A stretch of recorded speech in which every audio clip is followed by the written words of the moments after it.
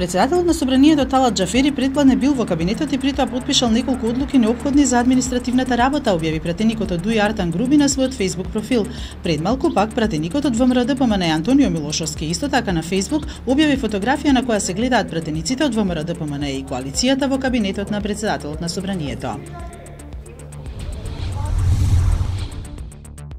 Пратениците Кукан, Флекенштајн и Вајгл денеска ќе побараат од новиот председател на Собранието Џафери веднаш да ги преземе сите функции во законодавниот дом кои му припаѓаат и веднаш да започне со работа Собранието.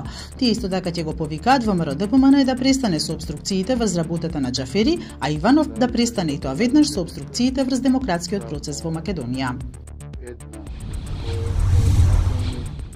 Еврокомесарот за проширување Јоханес Хан во интервју за австријски Стандард вели дека нападот врз македонскиот парламент нема да има последици врз шансите за почеток на преговори со Европската унија, но доколку не се повтори.